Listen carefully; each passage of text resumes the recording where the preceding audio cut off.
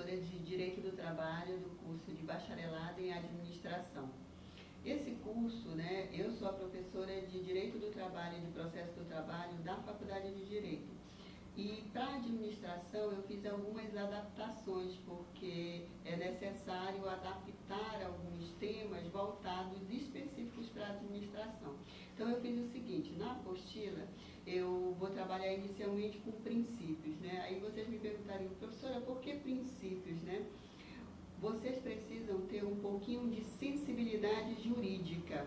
E a gente só consegue sensibilidade jurídica com a análise dos princípios, Inicialmente, a gente vai ver qual a função dos princípios dentro do mundo jurídico, Na área do direito do trabalho, os princípios eles têm 3 funções básicas. A primeira, a informativa, quer dizer que a informativa, a integrativa e a interpretativa. Vamos começar pela interpretativa. Quando o juiz faz uma sentença, ele interpreta o direito e interpreta os princípios para fazer a sua sentença. Então, os princípios, eles servem também como inspiração no momento da interpretação jurídica, para que o juiz faça a sua sentença. O informativo, ele serve para o legislador, porque esses princípios, eles orientam o legislador no processo de elaboração das normas jurídicas. E a função informativa, interpretativa, e integrativa. A integrativa ela serve para quê? Ela serve para, no momento onde ocorrer lacunas dentro do direito do trabalho, a gente possa utilizar esses princípios, para cobrir essas lacunas. No caso, nós podemos usar analogia, os costumes e tudo mais. Então, os princípios, eles têm uma função muito importante no mundo jurídico, principalmente no direito do trabalho, Aqui nós vamos analisar alguns princípios, não dá para analisar todos, então eu fiz uma prioridade. Primeiro eu vou trabalhar com os princípios constitucionais e depois eu vou trabalhar com os princípios infraconstitucionais. Mas o que significa isso, Significa o seguinte, princípios constitucionais são os princípios que estão tipificados, ou melhor, que estão escritos dentro da Constituição. E os infraconstitucionais são os que estão fora da Constituição, mas estão dentro do mundo jurídico, tá certo? Então vamos começar pelos princípios constitucionais. Primeiro, a gente vai falar da dignidade da pessoa humana. O princípio da dignidade da pessoa humana, ele está, na verdade, espraiado por todo o ordenamento jurídico. Ele não está só no direito do trabalho, mas ele está no direito do trabalho, no direito civil, no direito penal, no direito constitucional, no direito do consumidor, em todos os ramos do direito. Por quê? Porque, na verdade, é o que orienta o direito brasileiro, porque nós temos que proteger, de certa forma, a dignidade do sujeito, a dignidade da pessoa humana. Então, no mundo do trabalho, nós precisamos proteger a dignidade desse trabalhador. Então, é fundamental a gente compreender esse princípio, porque se a gente compreender esse princípio, a gente vai verificar que o trabalhador não pode ter horas acima do normal, por exemplo. Se ele trabalhar muito, ele não tem tempo para a família, para o mundo social, e isso fere a sua dignidade. Se ele trabalha num ambiente insalubre, isso também fere a sua dignidade. Então, o princípio constitucional, ele serve como um grande guarda-chuva para proteger todos os direitos que o trabalhador, o cidadão comum, tem, que é a sua dignidade. Então, esse é o primeiro princípio, Depois, a gente vai para as fontes. O que é fonte? Eu vou trabalhar com vocês no decorrer do curso, as fontes do direito. As fontes do direito do trabalho. No caso específico, o princípio da fonte da norma mais favorável ao trabalhador. O que significa isso? Significa o seguinte, que diante do choque de 2 normas que podem ser constitucionais e infraconstitucionais, vocês vão ver que no direito do trabalho nós não temos aquela hierarquia do direito vindo do constitucional para o infraconstitucional. Por exemplo, se um acordo coletivo ele for mais benéfico para o trabalhador do que o que está previsto na Constituição, nós vamos fazer o quê? Nós vamos utilizar o direito constitucional ou o que é mais benéfico? Nós vamos utilizar o que é mais benéfico, porque a própria Constituição, ela autoriza esse tipo de coisa. Ela autoriza que nós, dentro do direito do trabalho, a gente possa utilizar a norma que for mais adequada para proteger os interesses do trabalhador. Então, esse princípio, ele é fundamental. Nós vamos ver na parte específica, né, da proteção do trabalhador, nós vamos retomar esse princípio, mas ele vem da Constituição. O outro princípio que nós temos é o princípio da proteção do salário. Vocês sabem que na Constituição existe uma estipulação do salário mínimo, que deve garantir ao trabalhador com dignidade, né? Isso é uma coisa que, na verdade, se discute muito, por que não é aplicado, né? Na íntegra, como se diz na Constituição, como está previsto na Constituição. Mas na Constituição, o salário mínimo ele deve garantir com dignidade para o trabalhador e para a sua família a moradia, a alimentação, o lazer, a cultura. Esses são os elementos básicos que o salário mínimo deveria garantir. Na prática, a gente sabe que não é bem isso, né? Que o salário mínimo está tão defasado que ele não garante o mínimo possível, mas dá uma previsão constitucional da garantia do salário mínimo para garantir a dignidade do sujeito, a dignidade do trabalhador. Beleza, vimos um outro princípio, né? Depois nós vamos ver o princípio de proteção ao mercado de trabalho da mulher. Aí você me diria, professora, mas isso não está criando uma diferença entre homens e mulheres? Não. Esse princípio constitucional, ele visa o quê? Ele visa igualar homens e mulheres no mesmo patamar, porque historicamente as mulheres exercendo a mesma função, elas ganhavam menos.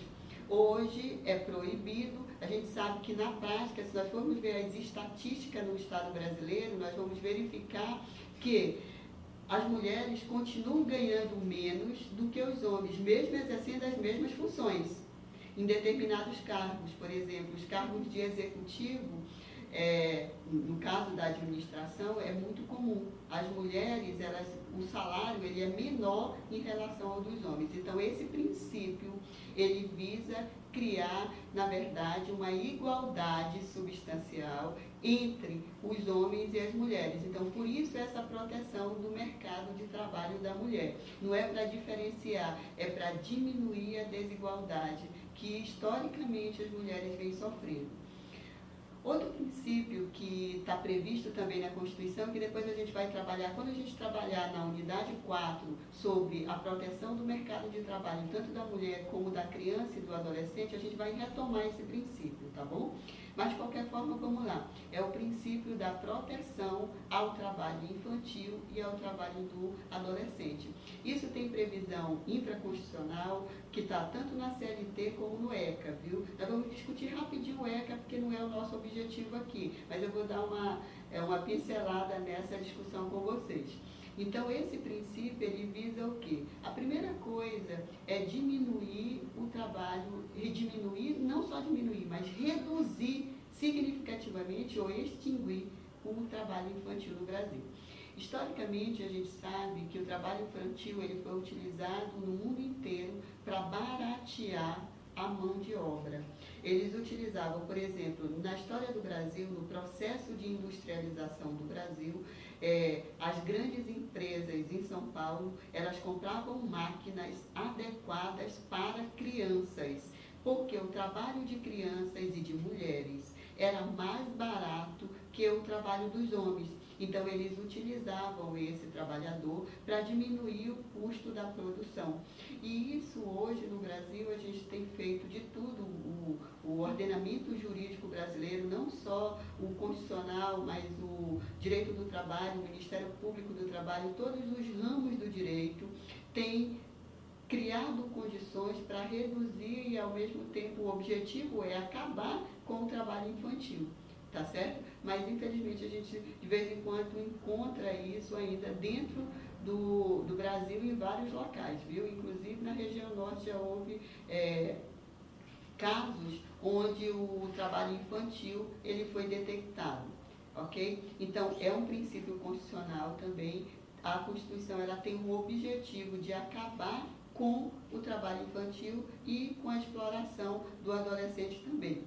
Outro princípio que eu comentei ainda há pouco com vocês é o princípio da proteção do ambiente de trabalho. Esse é um princípio extremamente importante para o trabalhador. Por quê? Ele precisa ter um ambiente de trabalho adequado para garantir a sua dignidade. Se ele tem um ambiente onde a luz não é adequada, compromete a visão dele. Se ele tem um ambiente que é quente demais, ele não consegue se concentrar no trabalho. Se ele tem um ambiente onde os odores são muito fortes, os sons são intensos, isso tudo compromete a saúde do trabalhador. Então, a Constituição fez questão de colocar como princípio, né, a proteção do ambiente de trabalho. Tudo isso a gente está vendo ainda só nos princípios constitucionais. Nós vamos gastar um tempo importante discutindo princípios, porque, na verdade, como vocês vêm de outra área, é importante que vocês peguem essa base, para depois a gente aplicar. Se vocês compreenderem bem os princípios, vocês vão ver que os princípios estão espraiados em tudo que eu vou falar daqui para frente, vocês vão encontrar os princípios, tá bom? Depois, o princípio, a proibição da discriminação. A discriminação contra a questão da raça, cor, sexo, isso é não só no direito do trabalho, mas isso se aplica também ao direito do trabalho, tá certo? Porque o direito constitucional, ele visa proteger o ordenamento jurídico como um todo, e o direito do trabalho não é diferente.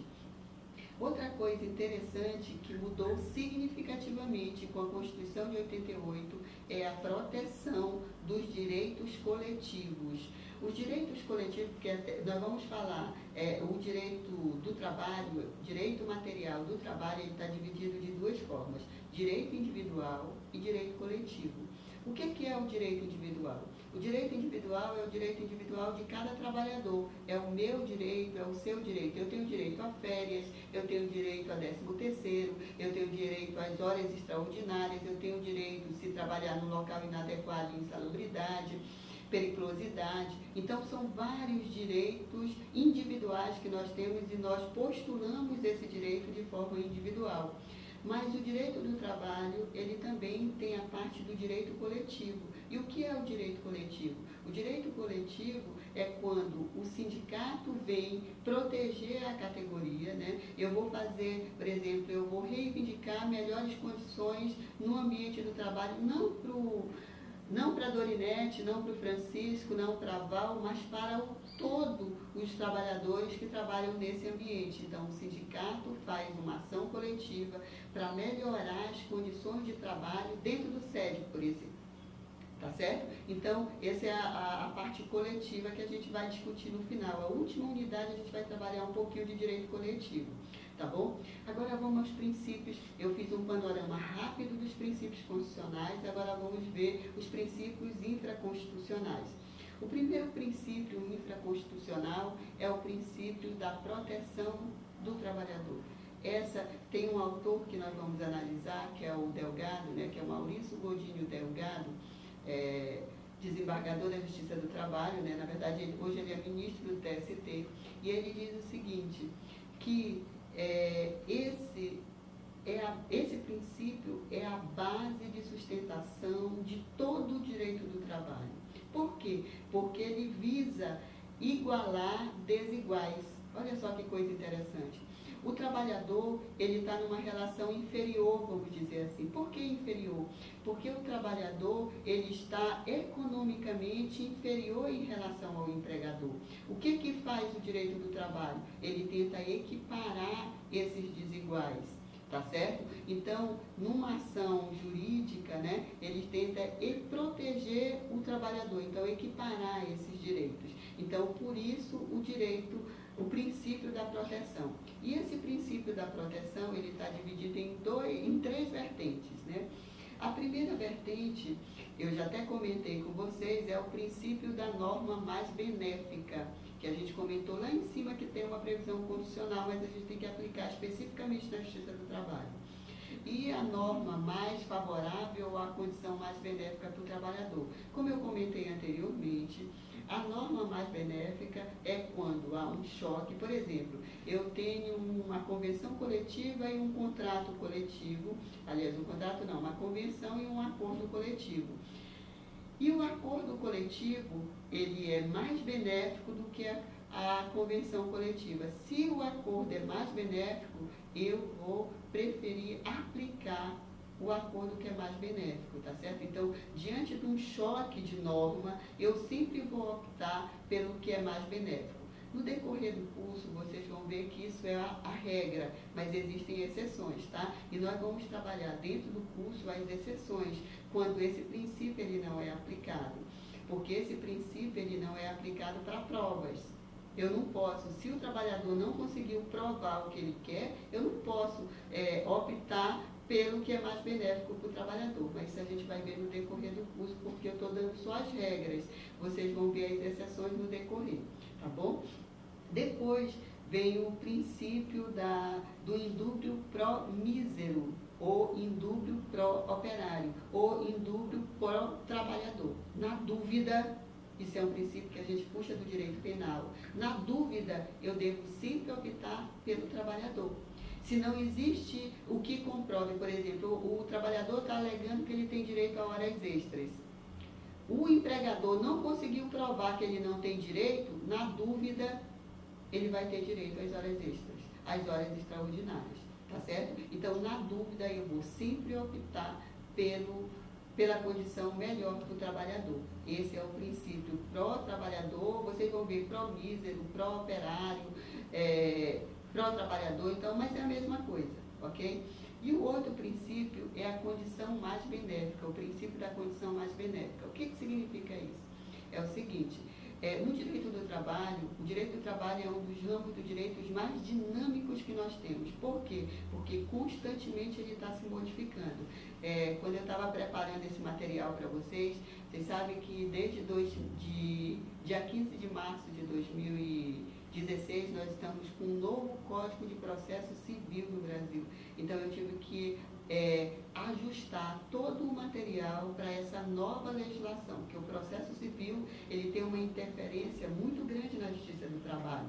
Então, eu tive que fazer todos esses ajustes para poder apresentar o trabalho para vocês. Então, o direito do trabalho, ele é assim, ele é extremamente dinâmico, nós estamos mudando o tempo inteiro. Por quê? Porque as relações econômicas, elas mudam muito rápido. E o direito do trabalho, ele precisa se ajustar a essas relações sociais, ok? Então, nós vamos ver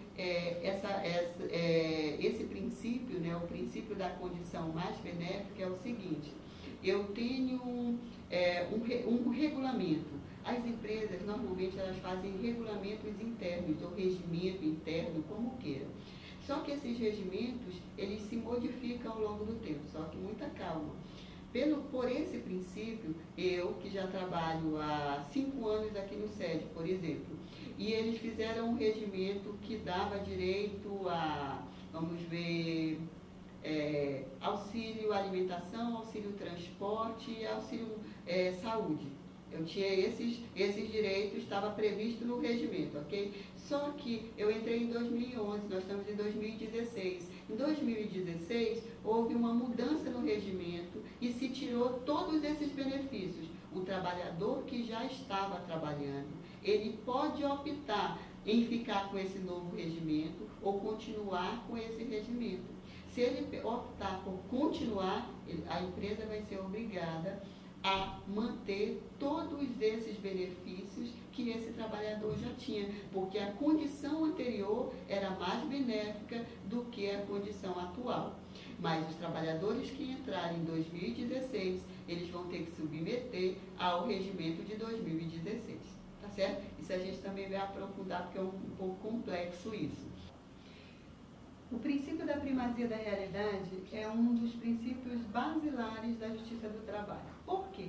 Porque, diferente de outros ramos do direito, na Justiça do Trabalho, nós damos prioridade para os fatos que realmente aconteceram. O que isso significa? Significa o seguinte: se um empregador E se o empregado, por exemplo, ele faz horas extraordinárias, isso é mais comum em horas extraordinárias, mas tem outros casos, tá? Vou dar de horas extraordinárias porque é o mais comum.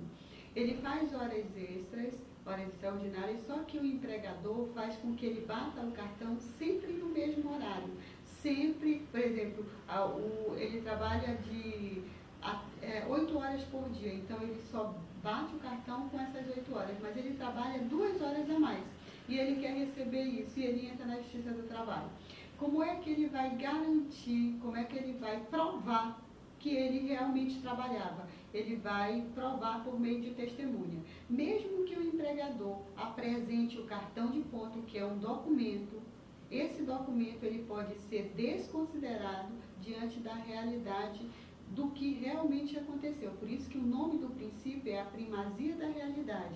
O que vai prevalecer é o que aconteceu de fato e não um documento fraudulento que está sendo apresentado pelo empregador. Então, por isso que eu digo que esse é um princípio basilar dentro da Justiça do Trabalho, dentro do processo do trabalho, tá ok? Para garantir o direito dos trabalhadores. Outro princípio é o princípio da continuidade. Antes, o direito do trabalho, ele era por tempo, aliás, os contratos de emprego, eles eram por tempo determinado, era a regra. Hoje não. A regra é o contrato de trabalho por tempo indeterminado.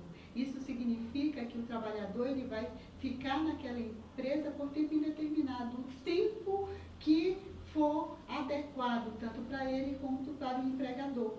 Então, por isso que a gente diz que o princípio da continuidade, ele é um princípio que sustenta essa relação de contrato, né, por tempo indeterminado.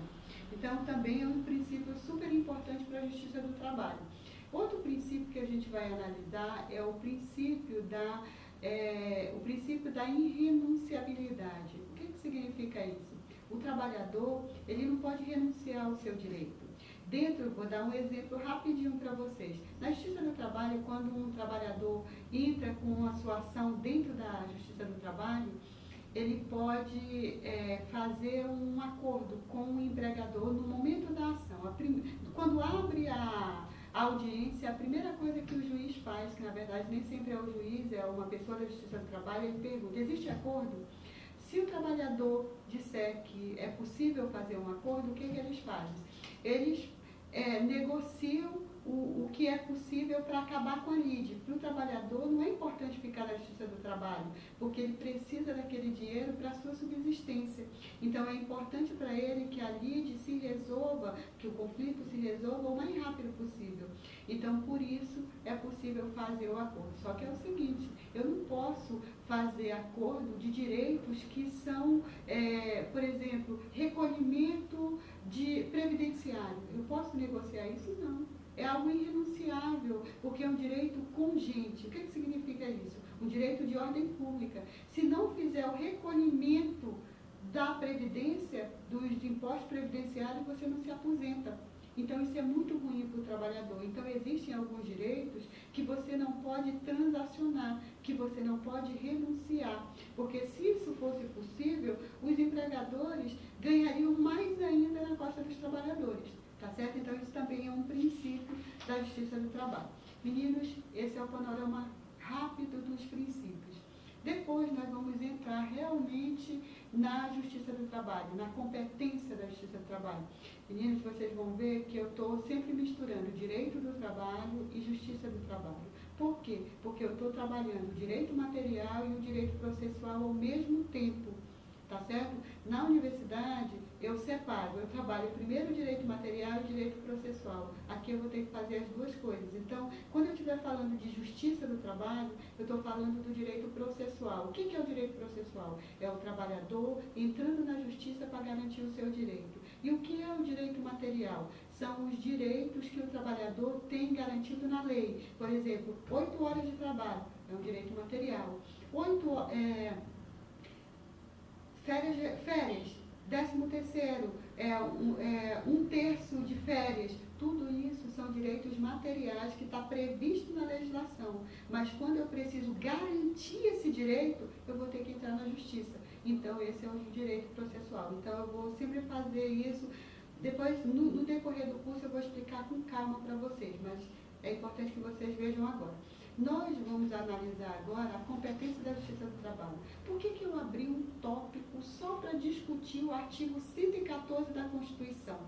Porque o artigo 114 da Constituição ele foi modificado em 2004 pela emenda 45 e ele ampliou significativamente a competência da Justiça do Trabalho. Isso significa que a Justiça do Trabalho hoje ela é a Justiça do Trabalho e não a Justiça do Empregado, porque antes só era discutido lides de relação de emprego, não era discutido trabalho autônomo, não era discutido trabalho avulso, nenhum outro tipo de relação de trabalho era discutido na Justiça do Trabalho, a não ser a relação de emprego. Tá certo? Então, por isso eu abri um tópico específico só para mostrar isso para vocês. A competência da Justiça do Trabalho de 2004 para cá, que na verdade é dezembro de 2004, vai ser implementada em 2005, né? Ela ampliou significativamente. Agora nós temos todos os tipos de trabalhadores. Trabalhador empregado, trabalhador avulso, trabalhador eventual. Nós temos, por exemplo, o estagiário que antes entrava na Justiça Comum, ele é um trabalhador, ele não é empregado, mas ele é trabalhador, ele pode entrar na Justiça do Trabalho. O trabalho voluntário não tem vínculo de emprego, mas é um tipo de trabalho que pode ser recorrido na Justiça do Trabalho. Então, hoje, a Justiça do Trabalho, depois dessa mudança da emenda 45, que altera o artigo 114 da Constituição e que vem como reflexo dentro da CLT, ampliou significativamente a competência da Justiça do Trabalho. Então, aqui nós vamos discutir o artigo 114 em todos os seus incisos. Primeiro, a ampliação da competência da Justiça do Trabalho para atuar além da relação de emprego. Depois, a Justiça do Trabalho, ela não tem competência, viu? Isso já está definido pelo TST, ela não tem competência para discutir relação de trabalho ou de emprego, né, com os trabalhadores vinculados à administração pública, direta e indireta da administração pública. Não pode. Eles vão ter que recorrer na Justiça Comum e não na Justiça do Trabalho. Por mais que a emenda 45 tivesse colocado dentro da competência da Justiça do Trabalho esses trabalhadores, o TST e o Supremo Tribunal Federal, eles retiraram essa competência da Justiça do Trabalho e está na competência da Justiça Estadual, que é a Justiça Comum, e na Justiça Federal, dependendo se for servidores federais, vai ser na Justiça Federal. Se for servidores estaduais ou municipais, vai ser na Justiça Estadual. Tá certo? Então, ele não tem essa competência. Então, fiquem atentos a esse tipo de coisa. Só que tem uma outra exceção que depois a gente vai discutir no decorrer, que são os empregados públicos, que é diferente de servidor público. Empregado público, ele tem vínculo de emprego de acordo com a CLT. Então, eu posso entrar na Justiça do Trabalho. E existe empregado público dentro da administração pública? Existe. No caso das as empresas públicas, no caso das empresas de economia mistas, por exemplo, o Banco do Brasil.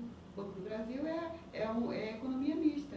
Aí nós vamos ver, por exemplo, a Caixa Econômica não, que a Caixa Econômica é totalmente estatal. Nós vamos ter a Petrobras, nós vamos ter alguns casos, tá bom? Vocês vão ver isso no decorrer. Onde é que o empregador ele vai acionar a justiça, né, para garantir o seu direito de propriedade? Ele vai entrar na Justiça do Trabalho, que eles entram com uma ação inibitória, né? E essas ações antes não se entrava na Justiça do Trabalho, se entrava na Justiça Comum e hoje é na Justiça do Trabalho. A questão dos sindicatos também, tudo agora é resolvido dentro da Justiça do Trabalho. Uma grande novidade é a questão do mandato de segurança, do habeas corpus e do habeas datas, que antes não se entrava na Justiça do Trabalho, se entrava ou na Justiça Comum ou na Justiça Federal, e agora tudo vem para a Justiça do Trabalho. Então vocês vão ver que o artigo 114, ele ampliou significativamente a competência da Justiça do Trabalho. Eu comecei por esse tópico porque nós vamos analisar especificamente, não só o empregado, nós vamos analisar os trabalhadores e os empregados. Nesse tópico ainda, nós vamos analisar a relação de trabalho e a relação de emprego. Qual a diferença entre uma coisa e outra? Relação de trabalho é como se fosse um gênero. Relação de trabalho. Todo o trabalho, toda a energia que você gasta para fazer qualquer atividade, por exemplo, agora nós estamos gravando essa aula para você. Nós estamos gastando uma energia que é um trabalho. Se você vai receber por isso ou não, isso é um trabalho. Se você tem uma relação de emprego, é diferente. Ela é uma espécie de uma relação de trabalho. Por quê? Porque a relação de emprego, ela precisa ter vínculo direto com o empregador. O trabalho avulso, ele não precisa ter vínculo, mas ele é um trabalho. O trabalho voluntário não tem vínculo, mas é um trabalho. Então, vocês vão ver que a relação de trabalho é o gênero e todos os outros são espécies de relação de trabalho. Aqui eu vou tipificar para vocês, por exemplo, dentro da relação de trabalho, nós vamos analisar o trabalho avulso, o trabalho eventual, o trabalho voluntário, o trabalho autônomo, o trabalho institucional. A palavra institucional, o pessoal se confunde um pouco, porque o trabalho institucional é o mesmo estatutário, tá? Então, a gente vai discutir rapidinho só para dizer que não é competência da Justiça do Trabalho, mas vocês precisam conhecer como é que funciona a relação de estágio e a relação de cooperativa. Quando nós formos discutir a relação de emprego, aí nós vamos discutir como é que alguém se vincula a outro sujeito numa relação de emprego. É preciso ter requisitos básicos, e esses requisitos são 4.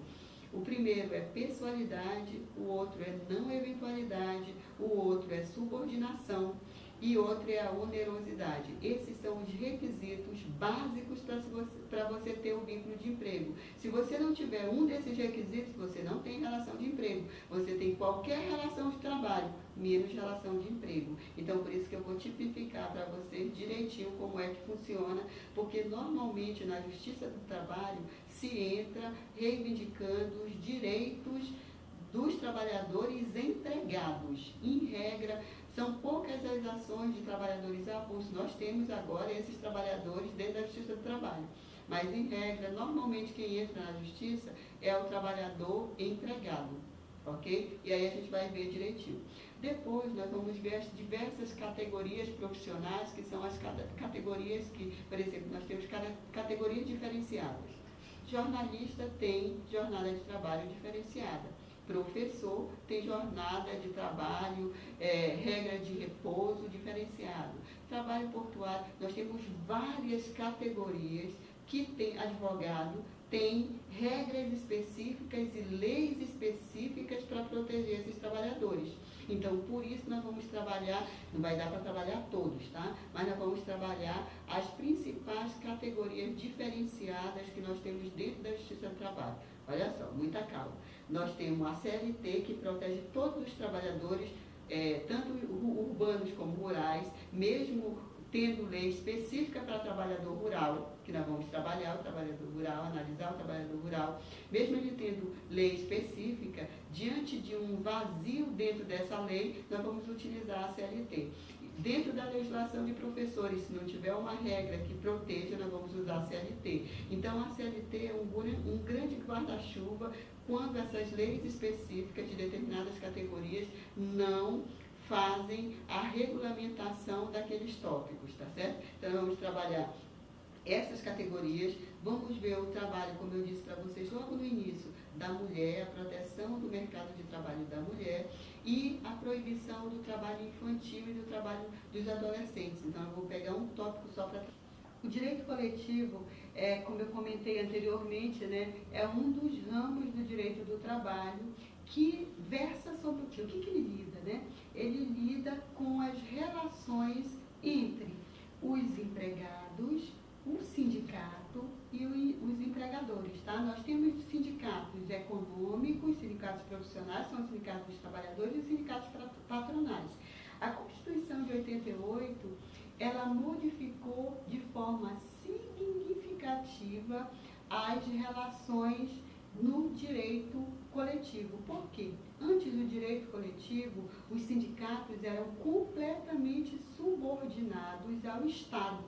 Eles tudo, por exemplo, se eu queria abrir fundar um sindicato, eu tinha que pedir autorização do Ministério do Trabalho, senão eu não conseguia criar um sindicato. Vinha primeiro uma associação e depois um sindicato. Hoje não. Hoje o sindicato ele tem autonomia, nós temos princípios específicos previstos constitucionalmente para garantir a autonomia dos sindicatos. Então esse também é um ramo do direito do trabalho importante a gente fazer um debate rápido. Eu sei que não dá para aprofundar muita coisa, mas a gente tem que discutir, vocês têm que saber o significado, como é que ele funciona, tá bom?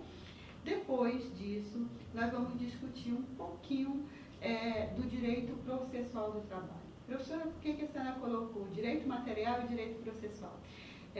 Meninos, vocês vão ser, normalmente, né, na profissão de vocês, como administradores, vocês atuam dentro das empresas muito próximo da área de recursos humanos. E quando a empresa ela é demandada na Justiça do Trabalho, o preposto normalmente ou é o administrador ou é o contador da empresa. E vocês precisam saber como vocês vão atuar nesses momentos, né? Porque tudo que vocês disserem sobre a realidade da empresa vai ser o que vai ser considerado como verdade. E qualquer coisa que você diga fora do tom ou inadequado com a realidade da empresa, ela vai ser considerada como verdade. Você é o representante legal da empresa. O que você disser é a verdade. Tá certo? Então você precisa saber como é que isso funciona. Então, na Justiça do Trabalho, né, os demandantes normalmente são o demandado e o demandante, né? O reclamante e o reclamado. Eu vou falar muito sobre isso com vocês. O reclamado você representa normalmente o reclamado, que é a empresa. O reclamante é o trabalhador, é ele que reivindica. Existe caso onde as empresas são as reclamantes? É muito raro, viu? Mas é possível. É possível, sim. Empresas de pequeno porte, às vezes elas entram na Justiça do Trabalho, viu? Reivindicando alguns direitos. Isso é incomum, não é a regra. A regra é nós termos os trabalhadores demandando na Justiça do Trabalho, reivindicando os seus direitos. E quando você vai para a Justiça do Trabalho, você precisa conhecer basicamente como é que funciona uma audiência na Justiça do Trabalho e qual o papel do preposto dentro da Justiça do Trabalho. Porque você vai ser o sujeito que vai representar a empresa. Então você precisa saber como você deve se posicionar. Queridos, essa é uma disciplina, eu sou extremamente apaixonada pela disciplina do direito do trabalho. Eu tenho certeza que ela vai contribuir muito para vocês, porque no cotidiano do administrador, nós temos muitos temas vinculados ao direito do trabalho. No curso de vocês vão ter direito do trabalho, direito do consumidor, direito administrativo, direito tributário. Todos eles são importantes para o cotidiano de vocês. Mas eu acredito que no dia a dia o que vocês mais utilizam é o direito do trabalho. Por isso, é importante que vocês fiquem atentos.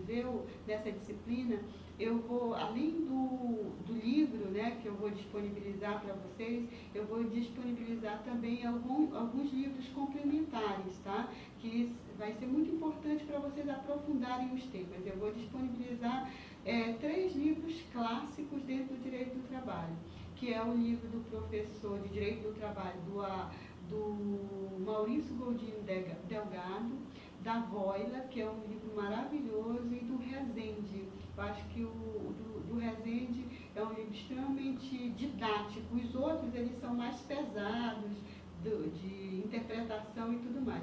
Mas o livro do Rezende, ele é bem sistemático, ele traz várias indicações de leitura. Então, além do material disponível no que eu chamo de guia, né, para vocês vão ter os livros, os clássicos dentro da Justiça do Trabalho, tá bom? E dentro do direito do trabalho. Muito obrigada.